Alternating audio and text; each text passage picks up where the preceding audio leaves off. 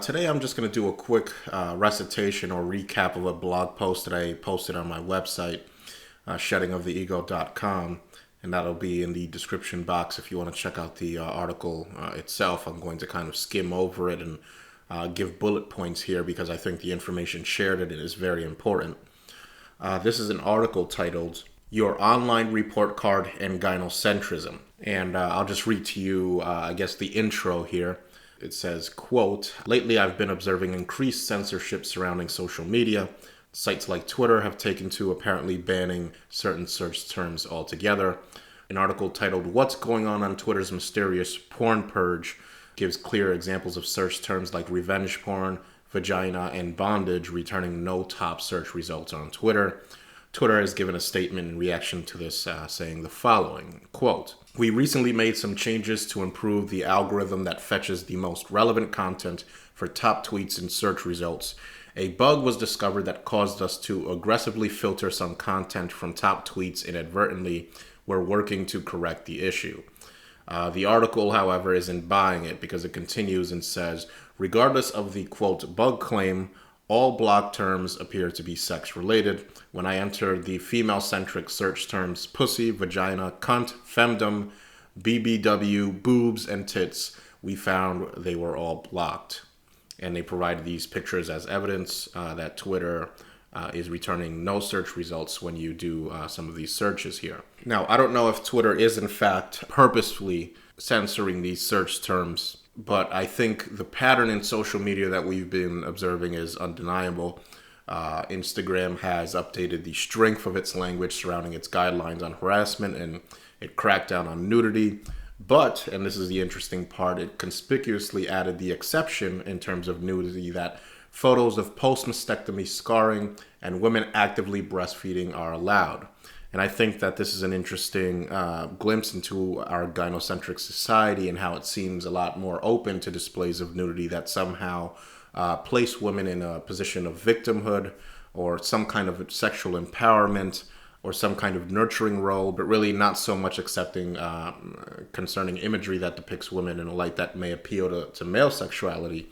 Or even, I often wonder how social media websites would react if a social trend showing testectomy images ever became a thing, right? Even if this was put into place in order to bring attention to issues of male health, right? If men ever considered just proudly displaying their uncircumcised members on social media in hopes of doing some kind of social media intactivism campaign, I have to wonder whether or not Twitter would give that the same leeway that it does post-mastectomy photos or breastfeeding photos or what have you. That doesn't really concern me specifically because, again, these are private sites and they have, of course, the right to broadcast or allow whatever they really want to. I mean, it's their site and their business, so yeah, they have the right to censor this or that. But what really concerns me is that there's this new vanguard of data mining, for-profit data mining companies peddling services that deliver what I call in this article a sort of a internet report card that gives interested parties a breakdown of your online activity for a fee, of course, meaning that the one weapon that anti-gynocentric men, that Mgtow men have working in their favor, that is the anonymity of the internet, might soon be a thing of the past. And of course, feminists aren't going to have to worry about anonymity or their tweets being exposed because, again, they're the dominant gender narrative in our society. But all men that have posted anything controversial regarding things like feminism or women are now perhaps going to have to come and see the light of day. Perhaps these people in the manosphere that attempted to dox me are going to get a taste of their own medicine. We'll see. But yeah, so you have these for-profit companies that are offering these services that offer up a report card, an internet report card, seeking to find whether or not you've posted anything that may be deemed offensive, racist, misogynist, what have you. And on top of all that, you have increasing censorship taking place regarding porn, right? Many of you have heard of this long list of sex acts that just got banned in UK porn. In an article by that same name, quote, a long list of sex acts just got banned in UK porn, is going to give us the relevant details here. It says, quote, pornography produced in the UK was quietly censored today through an amendment to the 2003 Communications Act, and the measures appear to take aim at female pleasure. Well, of course, I disagree with that, but whatever. It continues, it says, the Audiovisual Media Services Regulations of 2014 requires that video-on-demand online porn now adhere to the same guidelines laid out for DVD sex shop-style porn by the British Board of Film Censors. Seemingly arbitrarily deciding what is nice sex and what is not nice sex, the board's ruling on content that is not acceptable effectively bans the following acts from being depicted by British pornography producers. Those are spanking, caning, aggressive whipping, penetration by any object associated with violence, physical or verbal abuse, regardless if consensual or not, urolagnia, known as water sports, or essentially peeing on people, role-playing as non-adults. So, if you and a girlfriend have some kind of daddy-daughter fetish or whatever, where she pretends to be a younger girl, even if she's of age, that is banned. Physical restraint, humiliation, female ejaculation, strangulation, face-sitting, and fisting. So, this is a pretty regressive act of censorship, and not surprisingly, I think it's earned the ire of feminists, right? And in one of the few instances of feminist argumentation that I actually agree with, they staged a protest in reaction to this. British feminists organized a face-sitting protest in reaction to these laws restricting the right of sexual expression and freedom of speech. The sentiment behind the protest, however admirable, descended, as these things usually do, into a vulgar exhibition show reminiscent of the Yellow S slut walks, more typical of their American-Canadian feminist counterparts. And a video is going to be included in that in the blog post here. If you want to see that, it's just basically a bunch of feminists like sitting on people's faces and stuff like that outside of some prominent British landmark or governmental building. I don't know what it is, honestly, but if you do want to see that, whatever, go check that out. Even with all of that said, the internet is still generally a lot harder to regulate and track, and that gives people like myself, anti-gynocentric men, Mgtow, a little bit of reassurance as to the difficulty that the heavy hand of government would have with enforceability surrounding government restrictions on access to porn or other, online deviant activities. And I'm not talking about like illegal things, actual illegal things that should be illegal, like, for example, child pornography. But, when I say deviant activities, I'm talking about rape simulation porn, things of that nature, things that are between consenting adults that are able to consent and above the age of consent, right? So generally harder to censor and regulate these things, but unfortunately, where there's a will, there's a way. And China seems to have developed a method, or is developing a method, by which online behavior can now be cataloged and publicly assigned to your actual identity in the real world, with real world ramifications to boot, dissolving the anonymity of the internet. And I really want to share with you this creepy ass article titled China Rates Its Own Citizens, Including Online Behavior, and it has a just downright absolutely creepy preamble. I'm going to read that to you right now. It says, quote, the Chinese government is currently implementing a nationwide electronic system called the Social Credit System, attributing to each of its 1.3 billion citizens a score for his or her behavior. The system will be based on various criteria ranging from financial credibility and criminal record to, get this, social media behavior. From 2020 onwards, each adult citizen should, besides his identity card, have such a credit code. Now, I'm not the one to indulge in conspiracy theory. You guys know how I feel about just runaway conspiracy theories and just, hyperfixation on a grand giant villain like feminism or the left or what have you. But this is when I do, in fact, put my conspiracy cap on, because this stuff is it just makes me uneasy. It just makes me uncomfortable.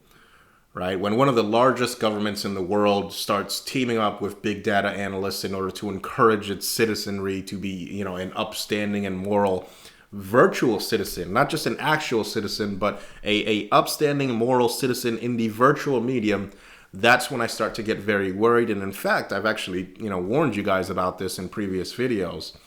And the article just kind of gets creepier and more Orwellian from there. It says, quote, the regulations were announced last year, but have attracted almost no attention thus far in China and abroad. This week, Roger Kremers, a Belgian China specialist at Oxford University, published a comprehensive translation of the regulations regarding the social credit system, which clarifies the scope of the system. In an interview with Dutch newspaper De Volkskrant, he says, I'm sure I butchered that, with the help of the latest internet technologies, the government wants to exercise individual surveillance. In his view, this surveillance will have a wider scope than was the case under the former East German system. The German aim was limited to avoiding revolt against the regime. The Chinese aim is far more ambitious. It is clearly an attempt to create a, quote, new citizen, right? So social credit system, it just sounds so double plus good, doesn't it, comrades? Right? Supposed attempts to create, I love this, to create a new type of citizen, almost invariably, if we consult history, descends into some version of do as we say at the barrel of our guns. But, perhaps my tinfoil cap is on a bit too tight, so I'm just going to share with you some of the relevant information and quotes, and I'll just let you decide. So these are the most alarming bits here. It says the intentions of the new system are not only economical, fighting fraudulent practices, but also moral. Quote, this is a deliberate effort by the Chinese government to promote amongst its citizens, quote, socialist core values, quote, such as patriotism, respecting the elderly, working hard and avoiding extravagant consumption, says Kremers. So essentially how to make the perfect pro. Right? A bad credit code can result in not being eligible for certain jobs, housing, or a credit to start a company. Further down it says, Chinese internet firms are definitely interested, as Ant Financial, a subsidiary of e-commerce giant Alibaba, recently showed. To its popular app, Alipay, it added a new service which rated a person's creditworthiness on a scale of 350 to 950 points. Seems normal, we do that here in the West, but listen to this part. This score is not only determined by one's lending behavior, but also by hobbies and friends. So if you have the wrong friends, you get a poorer score. And then it says, if friends have a poor lending reputation, this reflects badly on the person, just as prolonged playing of video games. Right? So isn't that crazy? Right? And then it says buying diapers indicates responsibility and scores therefore well. Right? So that's incredibly interesting and kind of disturbing, I think, right? The type of social engineering being proposed here. If you play too many video games, you better check that failure to launch and produce some future fodder for the Middle Kingdom, you unproductive vagrant. Right? So now go and make some more babies. Right? Marry, reproduce. Marry, reproduce. Just churn out more fodder for the system.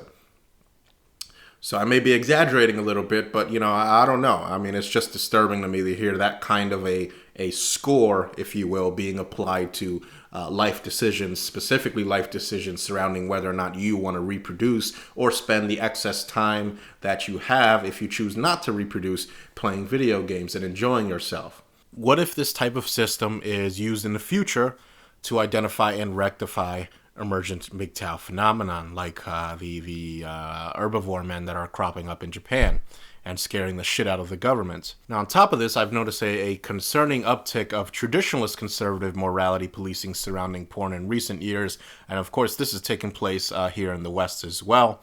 But to my knowledge, this is the first article titled Shock Study, Marriage Rate Declines with Porn Use Threatening Economy and Society. This is the first article that I've seen that suggests using online surveillance as a means of curtailing moral decay and plummeting marriage rates. And the article says, quote, "Pornography is replacing the desire amongst young men for marriage, according to a new study that finds males are chasing, quote, low-cost sexual gratification, end quote, on the web over a wife and family. Traditionally, one of the reasons to enter into a marriage was sexual gratification. Bullshit, sexual access decreases the longer you're in a marriage. That's the general trend. But as options for sexual gratification outside of marriage have grown, the need for a marriage to serve this function is diminishing," said the report. Now, we've talked in the manosphere extensively on things like depowering women, depowering the sexual power that women have over men. We have mentioned things like prostitution that in theory should lessen the amount of sexual power that women can leverage against men, but Stardust has made many videos in the past talking about Germany, for example, where he lives, where he has seen no real dent in female sexual power, even where prostitution is legal, completely legal. And that ties into a lot of things that we talk about, things like male mother need and the need for men to believe in this, love bond and all of that, that allows them to kind of, men have this deep need for female companionship, and that kind of supersedes the ability to gain sex. I mean, it's not just sex, but for men, it's the emotional connection that one experiences with a woman that they're in a committed relationship with that kind of fools them into believing the Nawalt bond, the feminine mystique, if you will. And that is much more powerful than just simply getting laid, the mechanical process of sticking your dick in a prostitute that has no interest in feigning affection for you or, stroking your ego and making you believe in the Nawalt fantasy. So I think that, we've talked at length about that, but however, I think that it's probably not 100% true that it has no effect, right? I think with working in conjunction with each other, things like porn, things like legalized prostitution, things like virtual reality and augmented reality are going to, in the future, provide a buffering effect against the amount of sexual power that women can leverage over men. I think that if we could affix, is highly complex and it's very simplistic to say, if we could give it a fixed value, like a number value of the amount of power women can leverage over men with their sexuality, things like pornography, things like virtual reality porn, when that becomes a reality, these things have decreased the number. They don't get rid of it, but perhaps they decrease the number. And if you're hitting it with multiple different factors in that system, then perhaps you can have a measurable, non-trivial impact in how men approach the relationships with women, in terms of how likely they are to reject things like marriage and other gynocentric institutions and contracts and even relationships. The article continues and says, the report, published by Germany's Institute for the Study of Labor and co-authored by a Westchester University of Pennsylvania professor, suggested that the government crackdown on porn, I think they meant to say a government crackdown on porn access, especially as more and more easier tools to tap into the internet, such as smartphones, expand. It says saving marriage will help the economy and society. So basically it's like, wait, hold on now. Do you mean that men are tired of agreeing to enter into high-risk governmental marriage contracts for sexual access to women that are only really with them for money and are increasingly realizing this? Well, I don't know, but it certainly seems like these people are panicking to the point where they want to repress men's access to pornographic material, right? And then they go on and talk about the negative effects on the economy.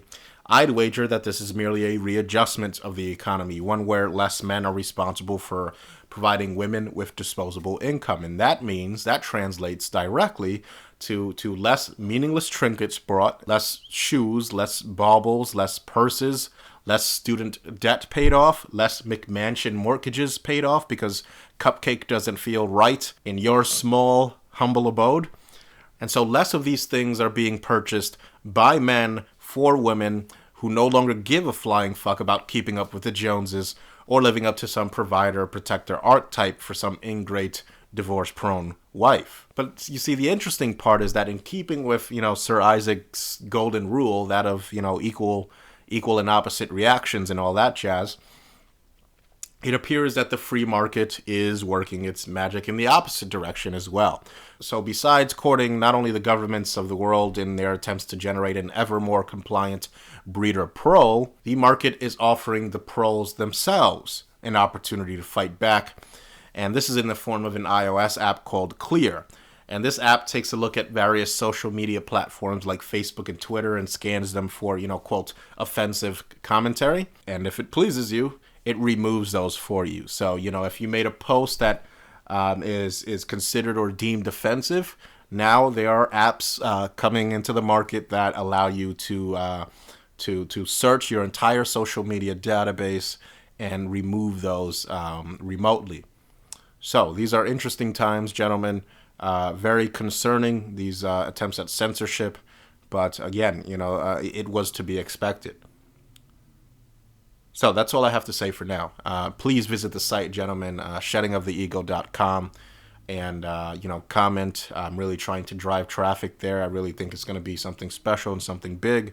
So, gentlemen, feel free to go to my site and tell me what you think. That's all I have to say for now.